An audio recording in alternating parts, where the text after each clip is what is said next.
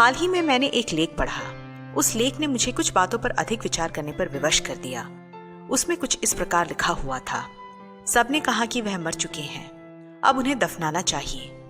मगर मैं नहीं मानती कि उनकी मृत्यु आज हुई है। वह तो करीबन 20 साल पहले ही मर चुके थे, जब उनकी पत्नी गुजर गई थी और उनका हाल चाल या उनके खाने पीने के बारे में पूछने वाला कोई नहीं था, क्योंकि किसी को कोई परवाह ही नहीं थी।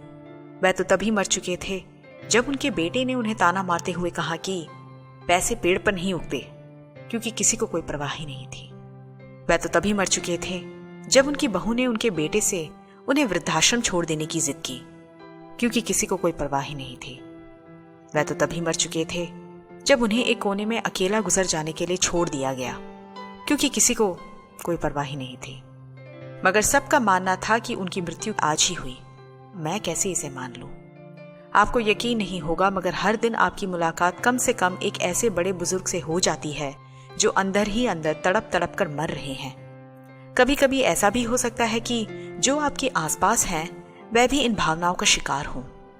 हमारा जीवन केवल जीने के लिए ही नहीं, मगर दूसरों को खुशहाल जीवन जीने देने के लिए भी है। अंदर ही अंदर ना जाने कितने लोग हर दिन मरते जा रहे हैं, मगर उन्हें दफन करने के लिए शायद कई साल लग जाएं।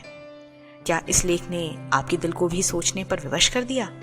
समाज के एक अच्छे नागरिक और शुभचिंतक होने के नाते हम सबकी कोशिश होनी चाहिए कि हम अपने आसपास के बड़े बुजुर्गों का ख्याल रखें, और इन सब की शुरुआत हमें खुद अपने घर से करनी चाहिए।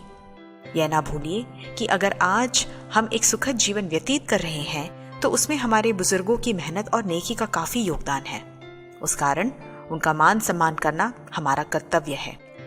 बाइबल में भी कहा गया है कि पक्की बाल वाले के सामने उठ खड़े होना और बूढ़े का आदर मान करना और अपने परमेश्वर का भय निरंतर मानना, मैं यहोवा हूँ। क्या आप कोशिश करेंगे?